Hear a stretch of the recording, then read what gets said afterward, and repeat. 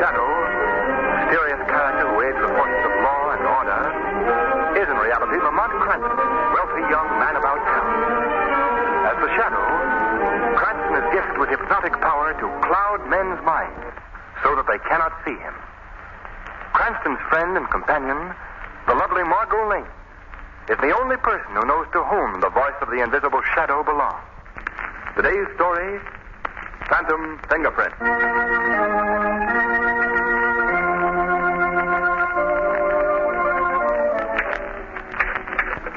But you must understand, Lord Hawley, I am a woman. No. Let's see. I am a lady. No.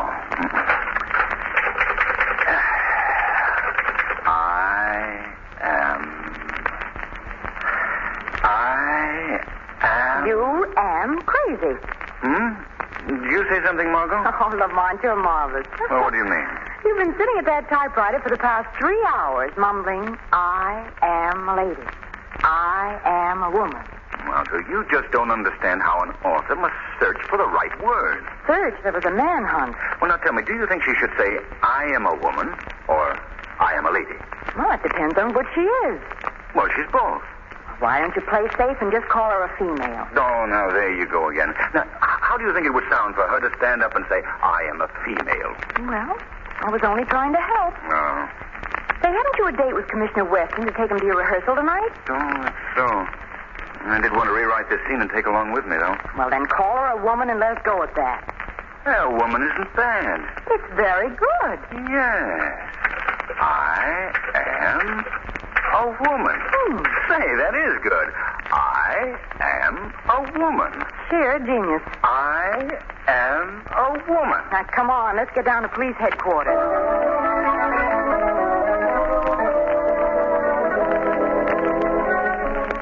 All right, Commissioner Weston. Ready to see the rehearsal? Well, Cranston, as a matter of fact, I don't care much for mystery plays, and as for rehearsal... Oh, grab him quickly, Lamont. He's slipping through our fingers. No, Commissioner, I want your opinion on the play. After all, I am, as you've told me so often, merely an amateur criminologist. I'd appreciate the judgment of an expert. You really want my opinion? Your invaluable opinion, Commissioner. Well, in that case, Miss Lane, since you put it that way... And the publicity agent thinks it'll be good for the show if you come to see a rehearsal. Oh, so that's it, So I'm just being used as a publicity gag. But good publicity, Commissioner. Here's your hat, Commissioner. And your coat, Commissioner. Well, come in. Good evening. Oh, I didn't know you had visitors, Chief. Oh, come in anyway, Doc. Come on in. Miss Lane and Mr. Cranston, Dr. Kilgore. How do you do? How do you do? We've met before, Doctor. Yes. Doc Kilgore is our medical examiner. He's been with the force for... How long is it, Doc? 40 years. Next Thursday, Commissioner. Yes, of course. And by the way, Doc, the men on the force are throwing a little party for you to celebrate your long service. Yes, I know. And I appreciate your thinking of me, really, but I just hate to be reminded that I'm getting old. Well, Doc, I've been thinking things over, and I thought that the party would be a good place for you to announce... My retirement? Yes, Doc. Now, I have your pension papers in the drawer of my desk here. I haven't signed it yet because I wanted to talk to you first. Well, hasn't my work been satisfactory, Commissioner? Doc, you're the best medical examiner in the country. But we're thinking of you. You've worked hard all your life. Now you can retire at full salary and enjoy yourself. Oh, why? If I retired, I'd be dead in 6 months. Now, Doc, that's no way for you to talk. I'm an old fire horse, Commissioner. I wouldn't know what to do with myself if I didn't have my work to do. But, of course, if you want me to retire, I'll do it. I wouldn't think of it, Doc. I was only doing it for your sake. Well, then, shall we forget it for the time being? You see, I don't want to retire yet, Commissioner. No, forget it then, Doc. All right. Now, I guess I'd better get along. Oh, what is it you came in to see me about, Doc? Oh, what? Would you rather we left the room, Dr. Kilgore? Oh, no, indeed not. It can wait until morning. Well, we'll miss the first act unless we hurry. You see, Doctor, Mr. Cranston's play is in rehearsal tonight, and he wants my critical opinion. But if you want to talk to me, I'll be glad to... No, indeed. What I have to tell you can wait, Commissioner. Oh, well, let's go then. Oh, by the way, Doc, those reports I wanted you to look at are right here on my desk. Yes. Now, you sit right down and go over them. They'll There'll be no one around here to bother you at this time of night. All right, Commissioner. We've got exactly 16 minutes to get there. We'll never make it. We will with the police escort, Miss Lane. Police escort? Wow, did you hear that, Lamont? Yes, Margo. Goodbye, Doctor. Goodbye, Dr. Kilgore. Don't work too hard, No, now. I won't. And have a nice time. Thanks, we will. I'm going to work the siren. Oh, well. Now to work. Let me see. Where did he say those reports were? No, they're not here. Oh, yes, of course. Here they are on the desk. Now, let me see. Oh, yes, indeed. This is going to be a mighty interesting case. Well, that's odd. I thought I heard something. Hey, who's there? Who's there? I said. I can't see you over there in the dark. Oh, no. No, not you. No, don't look at me that way. No, you couldn't. I'll call for help. Oh, please, you couldn't. What have I done to you? Oh, please speak to me. Don't just keep looking at me that way. Well, you wouldn't kill me. Well, you couldn't. It's impossible. I'll call for help. The door is locked.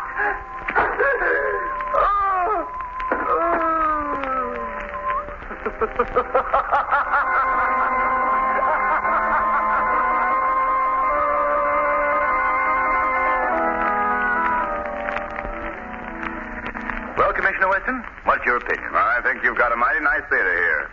A mighty nice... I think Lamont's more interested in your opinion of his play, Commissioner. Well, of course. Oh, that. Well, now look, Cranston, your villain is supposed to be a master criminal. Yes? He makes a foolish blunder, for one thing.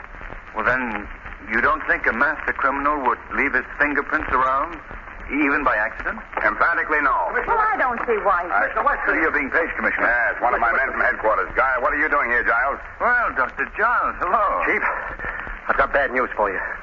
Doc Kilgore is dead. Dead? What? Why, we just left him 2 hours ago in my office. He's been murdered.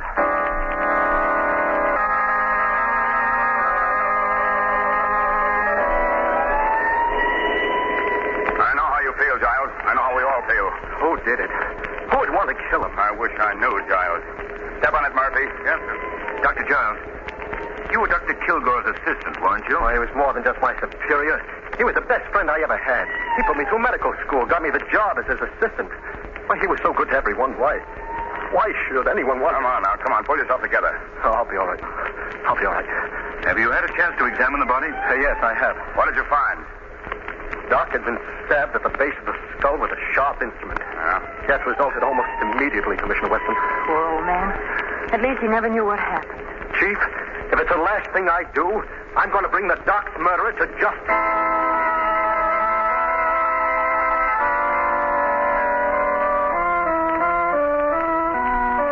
Who did you say was with you when you discovered Doc Kilgore's body, Molly? No one, sir. What time was it? You've asked him that question at least 4 times, Mr. Weston. And you've interrupted this investigation at least 50. Oh, Commissioner, you're exaggerating. I haven't said more than a dozen words in the last 2 hours. Please, Miss Lane. All right, but I just wanted to be helpful. What time was it when you discovered the body, Molly? About 11 or just before 11. You were off duty at 8 o'clock. What were you doing at the office at that hour? Is this the 3rd degree, Commissioner? No, this is not the 3rd degree. We don't use the 3rd degree. We don't believe in 3rd degree methods. Well, you don't have to shout at me, and you needn't leave your office. I'm not leaving my office, but you are. What? Giles, where's Cranston? He's out here examining the body. He is he? We'll ask him to come in here immediately. Speaking about me, Commissioner? Now, look, Cranston, I don't mind you and Miss Lane being here, but she's interfering with my investigation. I am not. I was just... All right, Margo. I think it's time you went home anyway. Yeah. It's 2 o'clock in the morning, dear. No, I'm not going home. I'll wait outside for you, Lamont. And as for you, Mr. Weston, it wasn't necessary to be so rude. Good night. Rude. Now maybe I can get somewhere. Dr. Giles, tell Commissioner Weston what we've just discovered. Well, it's your idea, Mr. Cranston. You tell him. Well, all right. Commissioner, do you need me any longer? I'd like to go home. Go ahead. But I haven't finished questioning you yet. I'll see you tomorrow morning, Molly. Yes, sir. Good night, sir. Well, what is it, Cranston? Commissioner, do you remember Killer Norvelli? Remember him? I certainly ought to. I sent him to the chair in 1931. That's right. He was a tough customer, all right. Murdered about 5 people with his knives. Commissioner, before he started on his career of crime, he was a knife thrower in vaudeville, is that right? Yes, that's right. Now, what are you driving at? And Dr. Giles tells me he performed the autopsy on him. Right, Giles? Yes, I'll never forget. It was the fall of 1931. My first big assignment after Doc Kilgore got me my job in the department. What's the murderer electrocuted 8 years ago got to do with the death of the doctor? I don't know the answer to that, Commissioner. But there's an odd similarity in the murder technique. And as Dr. Giles pointed out, the weapon used on Dr. Kilgore left the same tri-cornered mark as found on Novelli's victims. Yes, everything is the same. Why, if I didn't know Novelli was dead and buried, I'd say he was our man. Now, wait a minute, gentlemen. I can see exactly what you're thinking. Killer Novelli comes back from the dead to kill a man he never had anything against. Oh, no, Cranston. All right, Commissioner. Now, what about fingerprints? As I told you before, Cranston, a smart criminal doesn't leave his prints around. Oh, but O'Reilly found a clean-cut set of prints right in the center of your desk, Chief. He's down on the files right now, checking up on them. What? On my desk? You say a complete set of prints was found? 4 fingers and a thumb, all perfect. No smudges. Perfect. Well, you're very fortunate, Weston. We'll have the murderer within an hour, Cranston. Well, I wish you luck. Chief, I've got the murderer. Here's the rat who killed Doc Kilgore. Molly? I knew your story sounded phony. I didn't do it. Dr. Kilgore was a friend of mine. You've got to believe Shut up. Now, what is all this, O'Reilly? Well, I was developing the photographs of the fingerprints we found in your office, Chief, when I heard a noise in Doc Kilgore's office. Yes? I rushed in and caught Moley red-handed going through the Doc's papers. And this paper was in his hand when I jumped him. Let's see it. Sure, I was going through his papers. But I didn't kill Doc. I can swear it. Why, he was the best friend I ever had. This is getting to be most interesting. What does the paper say, Weston? It's a note for $850. Made out to Doc Kilgore and signed Charles Moley. Well, that doesn't mean anything. I can explain that. Yes, I'd like to have you explain this, Molly. Well, I did owe Doc $850, but I paid him back early this evening. He was busy in the lab and didn't have time to get the IOU for me. After he was dead, I realized how bad things would look for me if the note were found, so I went to his office to get it. Go on, Molly. Well, that's about all there is to tell. He lent me the money to pay off the men I'd been gambling with. I didn't want to lose my job, and I knew I would if you found out that I'd been gambling. You say you paid the money back to Dr. Kilgore? Yes, early this evening, and I swear I did. No money was found on Doc Kilgore. Now, I'll tell you what I think, Molly. You owed Doc the money and you couldn't pay him. He threatened to come to tell me about it and about your gambling. You got desperate and killed him to save yourself. I gave him the money, I tell you. I'll get you for this. Keep away from me. Come on, get it. None of that, Giles. I know how you feel, but... Doesn't anybody believe I didn't do it? Take him away, O'Reilly. All right, Chief, come on. Come on, give him a hand, Giles. All right, Chief. Well, there you are, Cranston. You're convinced you have Doc Kilgore's murderer? Absolutely. Motive and all. I don't think you have, Commissioner. There are too many loose ends. What about the fingerprints in the center of your desk? Why was the knife thrown and... How do you know it was thrown? Just a hunch. You can't convict a man on hunches. I've got proof and a motive. What happened to the money? There never was any. That was part of Moley's phony story.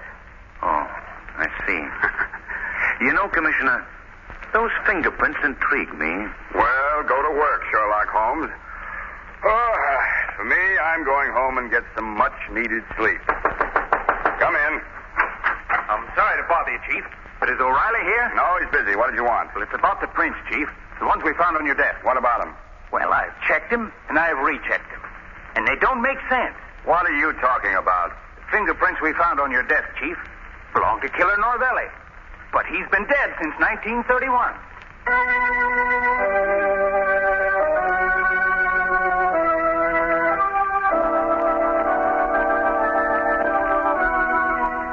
Please, Cranston, go away and don't bother me. I'm too busy to spend my time watching vaudeville acts.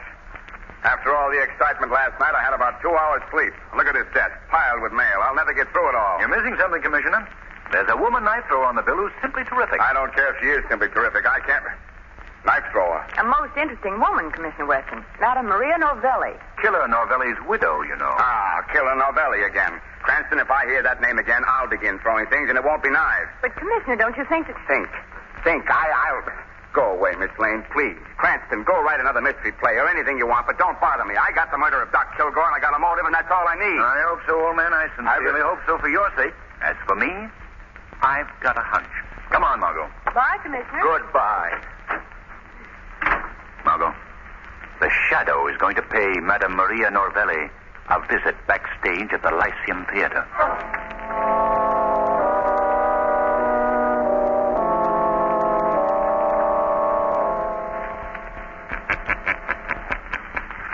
Maria Norvelli.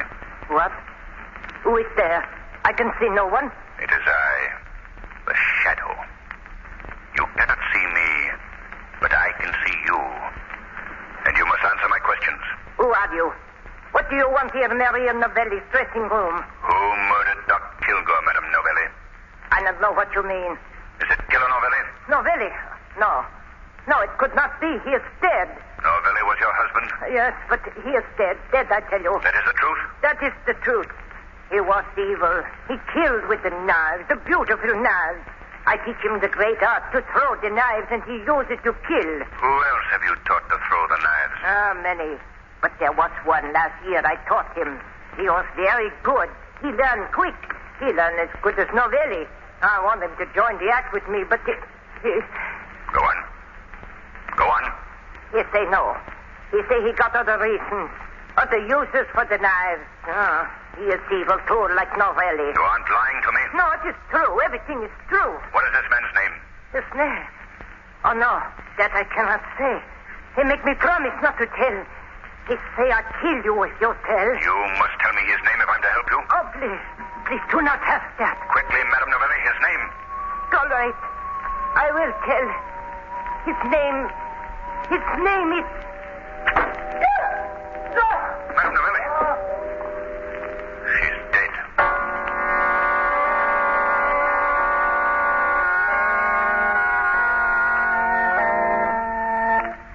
That's the story, Margo. According to Dr. Giles' report, the same weapon that killed Doc Kilgore also killed Madame Novelli. Any fingerprints found this time, Lamont? Oh, yes. The ever-present fingerprints were there. Perfect set as usual. And, of course, they belonged to our friend, the late Killer Novelli. But how could a dead man go around killing people? He couldn't, Margo. That's just it. The murderer is merely using a very clever device to throw the police off his trail. Yet the fingerprints do match, Lamont. Yes, confound it. That's the confusing part of this whole thing. If I knew how the murderer performed this neat little trick, I'd know better where to look for him. Well, darling, at least you were smarter than Commissioner Weston. He thought Moley was the guilty party. Yeah. Old boy was a bit upset that the killer should have struck again and Moley safely guarded miles away under lock and key. Still, I can't be too hard on Weston. My record hasn't been too good on this case either. Well, I know maybe Killer Novelli is alive.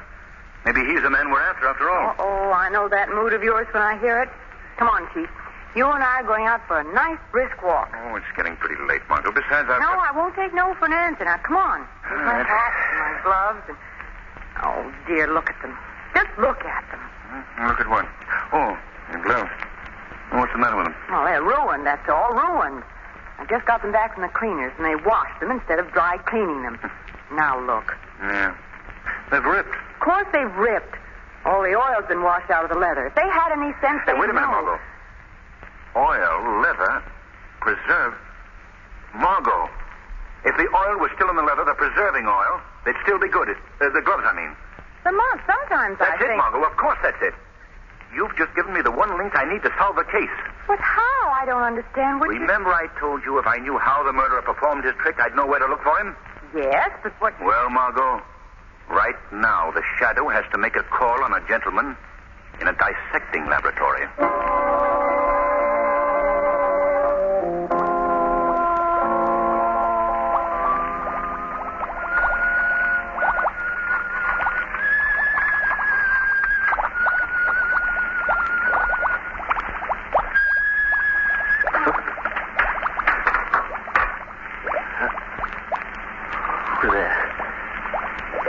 Who's there?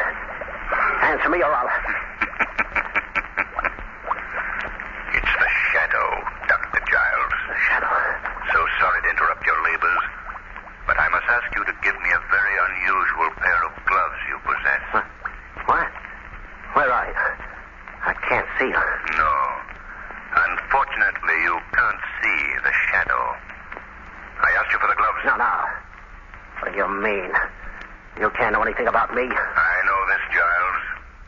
That only you and Dr. Kilgore would have been able to get the fingerprints of Killer Novelli after he was electrocuted. And with Dr. Kilgore dead, it was pretty obvious who the murderer was.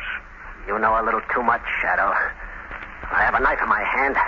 I can't see it, but I can hear you. Why don't you throw your knives? Yes, Shadow. There.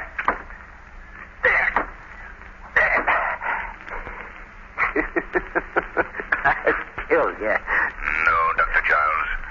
I'll not be another of your victims. Yeah? Well, what do you want of me? I want your confession to the murder of Doc Kilgore and Maria Novelli. I also want that pair of gloves you made of human skin. Huh? The skin you took from the tips of Killer Novelli's fingers when you performed the autopsy and then kept in preserving oil. You know too much, Shadow. But I can talk plainly to you, because you won't live to tell. You killed Doc Kilgore? Yes, I kill him. But why? Why, Giles? Because he stood in my way. I should have been head of the department long ago. But I had to wait for him to die. You also had found out that you had Killer Novelli's fingerprints and was going to tell Commissioner Weston the night you murdered him. Is that right, Giles? That's right. But he can't tell now, can he? Madame Novelli's dead, too, because she knew too much. Everyone thought Novelli did it, didn't they? You were very clever, Giles. Yes. I prepared for years to do this. First, I stole the fingerprints from Novelli's hands when I performed the autopsy on his body. Then I got Novelli's own wife to teach me to throw the knife the way he did. No one would catch me. No one would suspect me. My crime was perfect. No crime is perfect. In some way, the criminal slips up and is brought to justice. Now, what is all this? Huh? Why'd you send for me, Giles? I sent for you, Commissioner. The Shadow. Shadow. Here in headquarters? Yes, Commissioner. And this is the man you want. The murderer of Doc Kilgore and Madame Novelli. What? Giles? Yes, Giles. Surprised, eh, Commissioner? Yes, I did it. I did it, but you couldn't catch me. You'd never have found out. And now that you have, you're not gonna take me alive. Not alive, you hear me? Listen, stop him. Stop him. Giles, drop that knife! Afraid it's too late, Shadow. He's dead. Killed himself.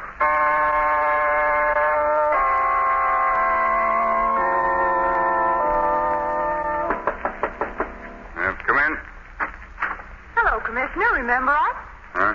Oh, hello, Miss Lane. Cranston. I'm busy. Sit down. Say, Commissioner, I wanted to see you this morning because I have another idea about the Kilgore case. What? Hey, wait a minute. Don't you read the papers? The papers? I broke the case wide open last night. It was Giles. I knew it all the time. Giles? Yeah? Well, what do you know about that? Giles? Well. Do tell us, Commissioner, why did Giles do it? Go out and buy yourself a paper, Cranston. I'm sorry. I've got a luncheon date with the mayor, and I'm late now. You know, Commissioner Weston will actually get to hate you if you tease him too much. Did you notice, Margo? He didn't give the Shadow any credit for the solution of the crime whatsoever. I broke the case last night, Cranston. Oh, but Lamont, that was a horrible case. How could Giles kill the man who was his best friend, who helped him through school, got him his job here? How could he? Well, Margo, Giles was obviously suffering from a persecution complex. He imagined the world was against him. He thought his friends were his enemies. But his twisted brain was a brilliant one. He was devilishly clever. But he paid for his crimes as all criminals do, eventually. Say, that isn't bad. What? That line. I can use that in my second act. You mean just before the heroine says, I am a woman? Yes. No. Oh, Margo.